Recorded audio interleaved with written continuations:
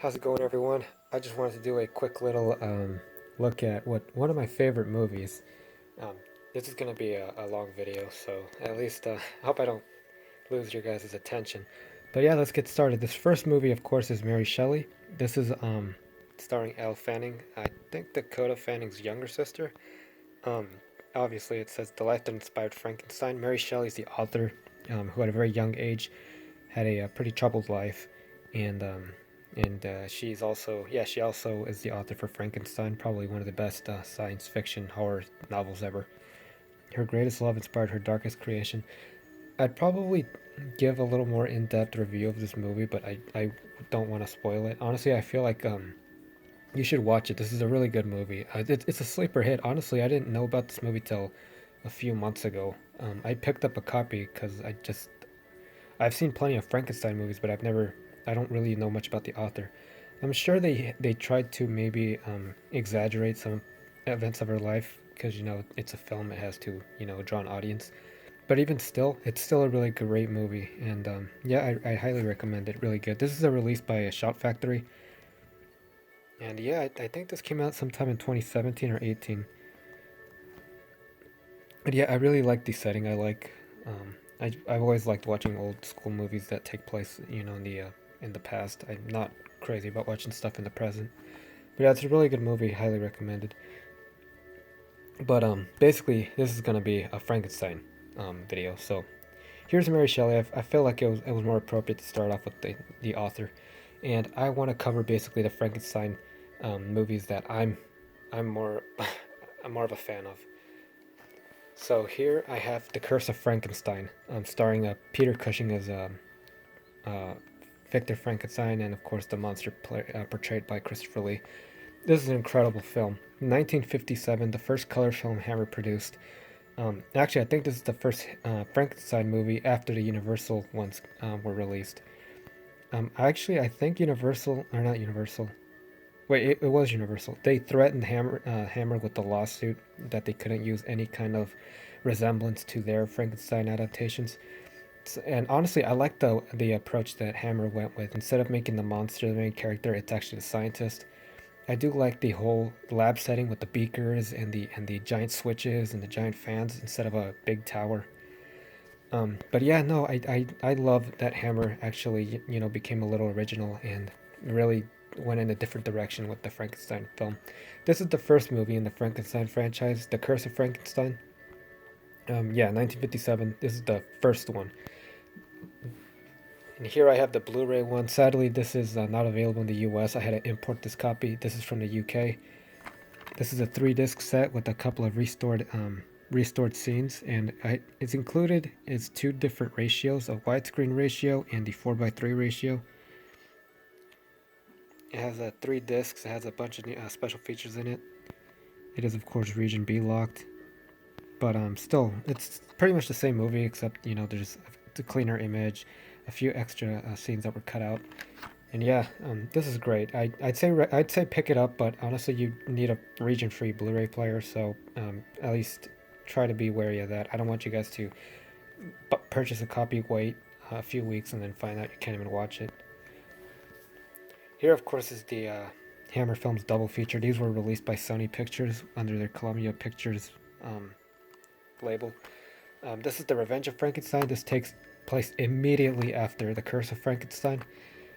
Pretty good movie, and it honestly it feels like it's like the same movie except they just like cut it down the middle. Because yeah, honestly, it's weird when a sequel is it's not as good as the Curse of Frankenstein, but honestly, I think it's a pretty good follow up. After the events that happened in the first film, Victor Frankenstein's blamed for what the monster had done, but obviously he is to blame because he's the one who created it. But yeah, basically it's a direct follow up to it. It's really good. It's one of my favorite of the sequels. Here in this Hammer Horror 8 film collection, I know, sorry, it's just the US had really poor Hammer distributions.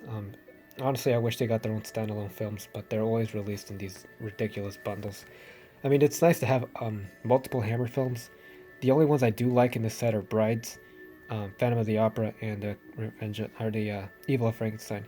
The Evil of Frankenstein, of course, is the third entry, and actually Universal actually like co-produced this film. Oh, this is the Universal set. Let me see if I could find. Yeah, Universal. These are all Universal co-produced films. So yeah, they actually allowed Hammer to basically use their classic Frankenstein design as well as different sets that resemble the original black and white film. But yeah, this is the third film in the Frankenstein series.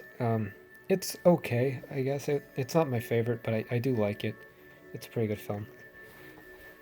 Here I have Frankenstein Created Woman. I have two copies of this. One's released by Millennium Entertainment. This one's the most recent one by Shout Factory, or Scream Factory, I guess. This is the fourth film in the franchise. This basically is, he's no longer actually trying to create a living person. He's actually trying to experiment with, what the human soul is. Pretty good movie. This is probably one of my more favorite ones. This one's up there with The Curse of Frankenstein as one of my favorites. Really good film, really really great, really good story, really cool settings, and actually, I think this was Martin Scorsese's favorite Frankenstein film too. I still think The Curse of Frankenstein's the best one, but honestly, this one's great too. It's really good. And last but not least, I have the Hammer Horror Warner Brothers years. I don't have the other Frankenstein films after Frankenstein Created Woman. In this one, basically, they do go over the Frankenstein films that Warner Brothers had, of course, which is The Curse of Frankenstein and Frankenstein Must Be Destroyed.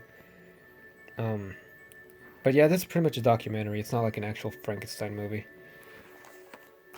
So that pretty much does it.